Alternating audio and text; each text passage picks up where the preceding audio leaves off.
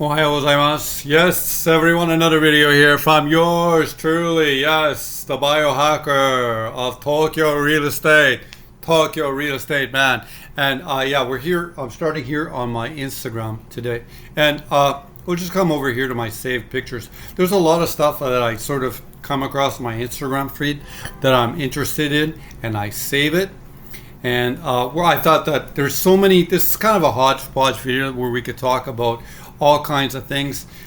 This one came up and I was really interested in it because this is just a neighborhood in Nagasaki on a mound or a hill, and they've built this. Obviously, it's some old elderly people here in the neighborhood, and they built this sort of ropeway or this chairlift. And I think that this is going to go all over Japan. I have been thinking that something like this in lots of neighborhoods all over the country was very possible. And this is the first time I've seen it. So I might be slow on this, I might be fast on this, but it's my guess that this kind of thing is coming to a lot of areas, and this is going to spread. And you'll see, like for example in Shibuya, one of the things that they want to do between Shibuya and Ikejiro-hashi was build a barrier-free. They said it. They declared that they wanted it to build a barrier-free sort of area to live in. And right now, with the aging of the population in Japan, this is a really popular thing to do because the people who vote and they have the most political power are indeed the older people, and that's probably what they want. Now, I put the map here.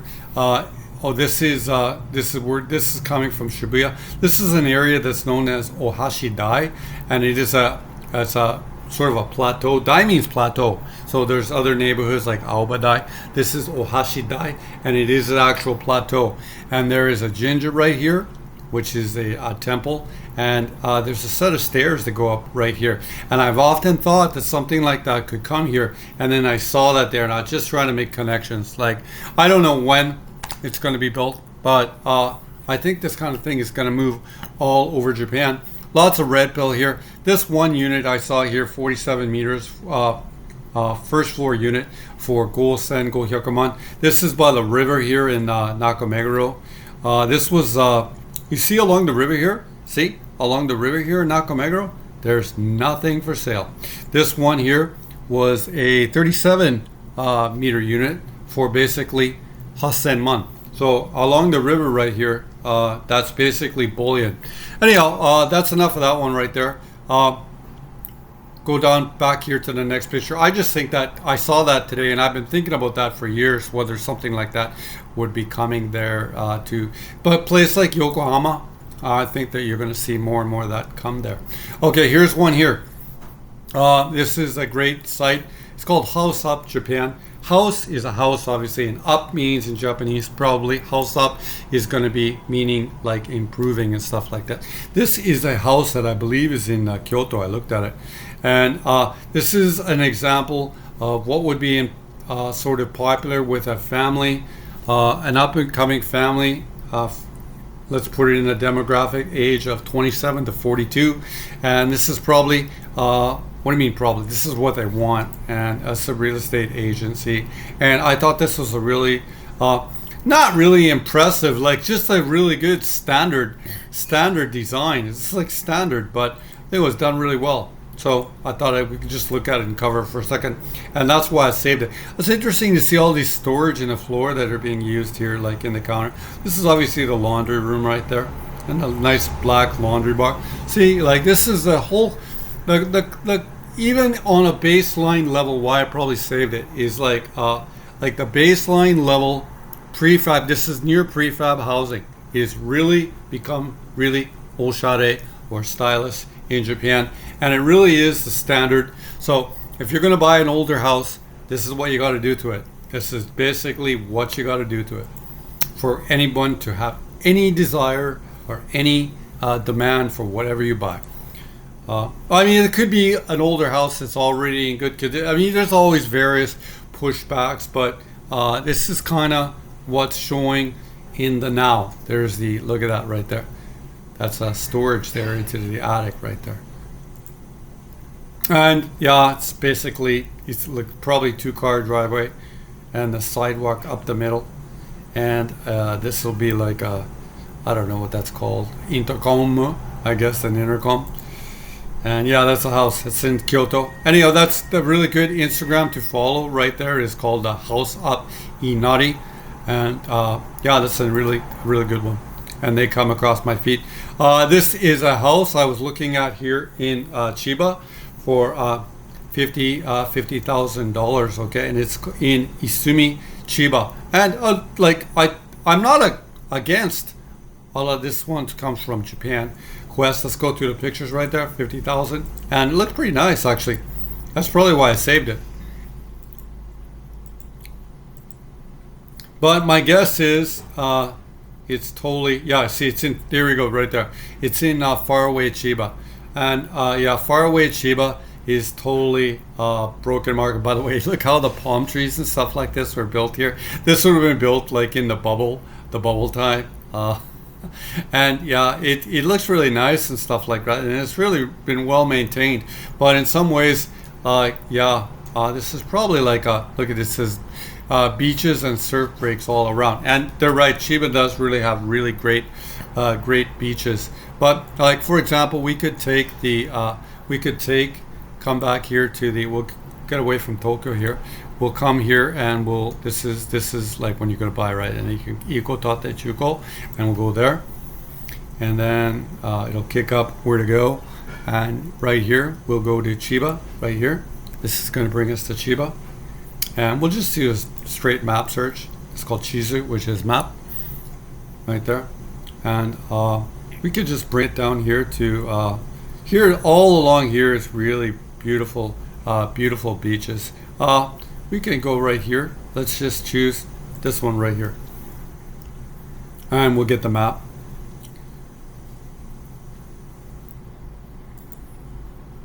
While it's cracking up here.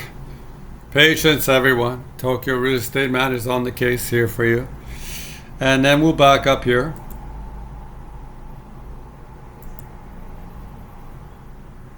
Okay, we're going to already see.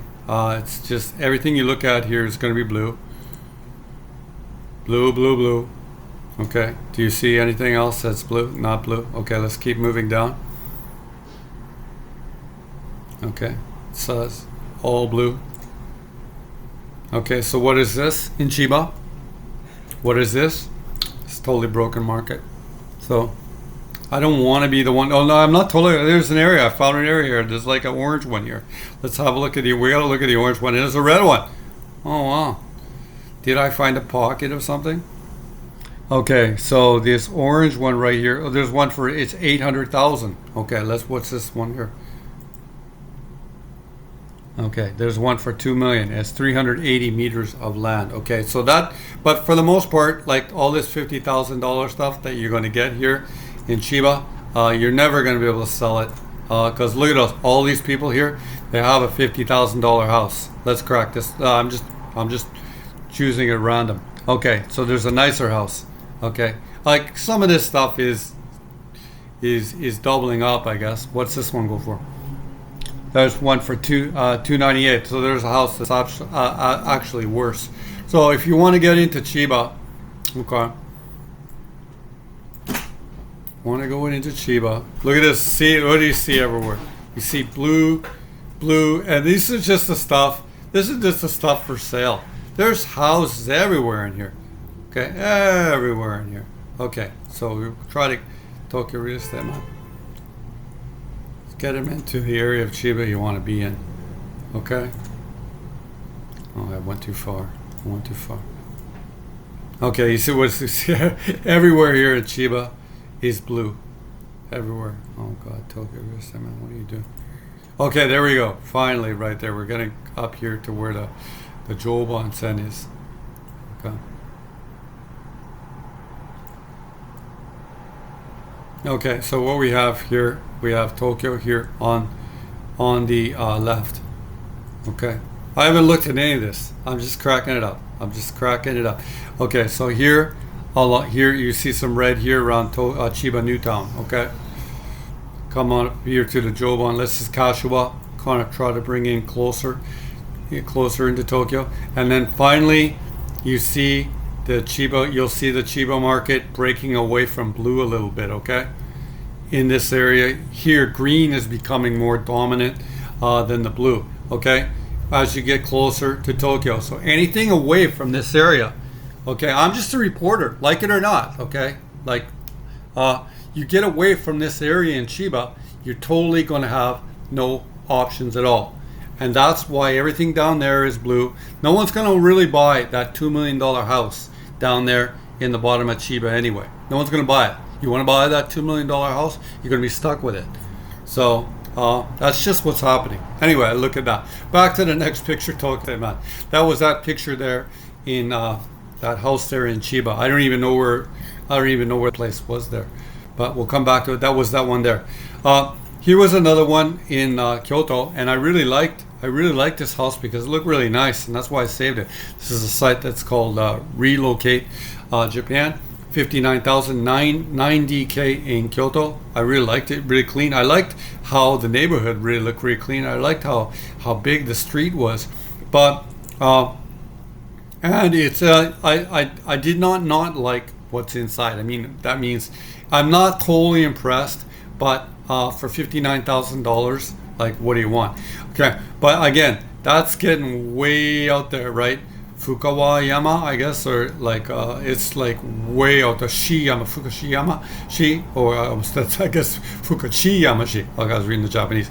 This could be, this is kind of the word for arrow, and yeah, it's getting really far away. So it says in Kyoto, but Kyoto Prefecture goes way over here. So that's, you're getting into really illiquid areas as well. Although I do like it. It's a nice, like the layout and the madore, they put the trees in there. So it's pretty, I do like it because it's really nice. But yeah, I would never be involved in any of this stuff. Never. So 59,000, that's $100,000 or like Isenman now in Japanese. So yeah, it's nice, but something that you probably don't want to be involved with. I don't know, maybe you do. I get the pushback on that. I get it. Okay, what else was I looking at here? Yeah, this one in Fukuoka, Japan for $6,100. Yeah, this is, I probably wanted to do a video on how you never want to buy remotely any. Yeah, I mean, yeah, you could get them. I'm not gonna represent anyone who wants to buy this, like, no. Yeah, I mean, the seller's just gonna be like, what, someone wants to buy? It's just like, it's a miracle. It's a miracle. Yeah. So I mean, it's a tear down.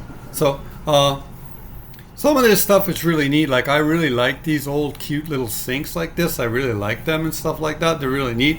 But I mean, this toilet compared to the now 2020, no one's gonna like. Maybe that's the one thing I did like. I did like these kind of older bathrooms, and I did have a design idea when I saw this particular picture that I like. I do like this kind of blue tile like this. I would try to if you did buy something like this, my first impression was some beautiful Japanese hinoki wood, which is the great wood that doesn't rot under in wet conditions. I would definitely put some hinoki wood here on the ceiling. That would look really great. I would probably even try to glue some of that wood here onto the stainless steel tub. Two nice pieces that glued and silicone into place. So that would really, and you probably might have to replace it every few years. That would look really good. And I'd probably put in a couple of nice wooden shelves in there near the tub as well. That would make it look a little bit more 2025. Yeah, but again, that's something I think that people should never really be involved in this sort of thing. What was this one here? I think I did a video on this one already last week. Did we not do one? I probably liked the raised Genkan right here and how the shelving was done here. And then this is another one from that site house up Inari. And I don't think that I did a video on it, but I'm just really impressed with their design. And I think that their design really fits what the up and coming families in Japan really like. So that's probably why I saved it. And I just liked what they did, the dryer right there and the washing machine raise it. This is exactly what I did here in my Vancouver unit. did it exactly like this. I really like this counter, and I really like when there's pipes involved. I really like the open concept stuff, because like if you close things up, you know that over time that moisture will tend to rot, especially particle board and stuff like that. So when it's open like that, it really distributes that sort of water vapor into the air, and it's a good form of maintenance. Again, standard Japanese system bathroom right there. I really like it. This is a really easy standard way of doing. We can come back to that. There's like you can see in like there's different ways to do tile. This is like an alternative pattern tile, which is really nice right there. Like I like an alternative pattern tile, but you can come back here to that one house that we looked at, or I just briefly looked at here in Fukuoka, and that one sort of blue tile right there, that's not an alternate, that's not a, it's kind of lined up, like all sort of symmetrically lined up sort of style of doing tiles. This is a little bit easier to do in some ways, because it's easier to do the grouting and stuff like that, so I don't not mind it. Even this blue tile there would look nice in that kitchen with the beautiful wood and stuff like that. But yeah, they did the tile work here in the kitchen really well with the altar. You see how that wood, for example, this is what I was talking about, this kind of wood, even a hinoki shelf there in the bathroom would just change the feel of it, I think, in a lot of ways. So a lot of things you can use with wood as accents and stuff like that, and they're using it in, or the sort of smartest Japanese real estate companies like House Up Inari, this is what they're doing. And I thought it was just a good example. That's probably what I put. And it didn't look all that big. It looked like, do we see anything? Does this mention the size here of the, looks to be like it's going to be about 60 meters and stuff like that. But I thought it was a really good design. Oh, there's a, coming up to the second floor right there. There's a bedroom right there. I really like what they did with the lighting right here in that one. I wonder if we get a picture of that one. That's probably why I saved it.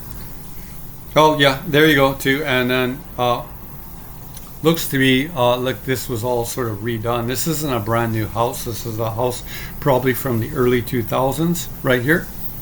So, oh, it's good to look at it. It's again a good site. If you want to go, if you're looking at doing a Japanese renovation, have a look what this company, House Up Inari, is doing. They do a really good job. I guess their stuff is coming across my feed quite a bit.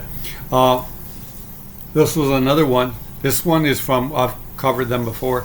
This is the Tokyo real estate agency called Kaokamo, and this is in the location. It's called Hyakugo Kagaoka, and it's on the Odakyu line. And but this was a really nice apartment, and I thought that we could look at it right here, and you could see the whole building's got the great cantilevers and great Connery. There's great building management on this one, because everything looks really good. Looks to be well maintained. So a lot of like buildings like that start with plants and stuff like that can really fail if they're not managed very well, because the plants can just have the life of their own, and they can get really dirty and really gross. Anyhow, the balcony layout on this, you can look at the balcony layout on this apartment. It's just beautiful, and you could see it here in the, if it comes here in the, I'm not sure how I get the comments up here. A lot of people were commenting about it, like what a beautiful apartment. Anyway, I'll go through the pictures here because they're really well done. See, again, I'm talking about that wood, the theme of the wood. This is an ancient theme in Japan. It's not new, but I think housing did get away from it in the sort of post-war period, because people couldn't, I mean, this useless war, right? And like all the money was going into the reestablishing the industrial production. But yeah, this is a phenomenal. You can see the light coming in from the side here too, with that one long balcony right there. Just beautiful. And on the front right here, just amazing. Beautiful glasswork. See all as well here when I saw it. Like, look at the these are the curtain rails here, and they're just done in intricate detail as you come here around the corner right there. That was really done really well. So beautiful. It's just beautiful. Yeah, I don't know. There's I just go through the pictures, and here's this is what a great unit. What a great unit. It's just super, and people were saying that in the comments. It was, but I don't know how to what I'm doing wrong to not get the comments coming up. Anyhow, I was reading them earlier. That is in a really great location right here. This is in Kanagawa, and this is in Kawasaki right here, okay? And this is the Odaku line. And this, obviously, right here where I'm moving the mouse, is going to be like Shinjuku right there. And that's Yoyogi Park right there. And the location, there you can see right there, Hyakugo Kagaoka Eki right there. And that's on the Odaku line right there. So, yeah, cool, great location. I don't know what it's going for right now, but I thought it was a great apartment, so I thought I could cover it here in the random chats about real estate. Here's another one that I saw here, and yeah, this one again from House Up Inari. And where is this house anyways? Does it say what? I think this one was in Kyoto as well. I wonder if they're working out of Kyoto. But anyhow, you can see here. This house is one from the 1990s, okay? But when you come into, when I've changed these, like everything's been even updated here on the outside, but when I jump into these pictures inside here, you're gonna see like a really, really great design. 1, 2, 3, go. And you can see, by the way, I was looking at that as I looked at these pictures, how like they did this walkway up. Again, we know that the population is aging, right? So when you build these steps like this, you're exposing yourself to maybe a person like me, okay? People that sold their Tokyo place and want to move maybe to Kyoto or something. I'm just playing a scenario, right? Someone who's 55 years old, right? And maybe, although I'm feeling pretty biohacker good, but this is something that's very attractive to me. That steps that are done like in a very, again, connecting to that one ropeway, that thing, the aging of the population is pushing design of the neighborhoods. And look at this. they want the light steps outside, right? Tokyo Real Estate Mountain, but they want the cool steep steps inside. I get it. Well, you look at the beautiful touches here on the Genkan. Okay, so you take your shoes off here and you step into the house. Yeah, don't wear your shoes in the house. They're all just gonna bring all the crap from outside. So beautiful stairs though. Isn't that beautiful? All the metalwork and the wood combined on that one. You can see just it's a great house. And this was originally a house built in the 1990s, but they've house upped it, if that's a word. They've house upped it, and that's great. I wonder if this is Inari, like Inari Jinja is a neighborhood in Kyoto, and I'm guessing that's where they're from, Inari, and yeah, I'm guessing that's where they're from, Inari. So House Up Inari. Anyhow, this is just everything here is all standard too. Like everything here, you could order it in the catalog. Okay, it's all in the catalog. Right down from that sort of cooking fan right there, you can order this all. Okay, when you get the Lixo catalog. And I don't know, yeah. Well, it looks like they're using that stool they used there in some other pictures.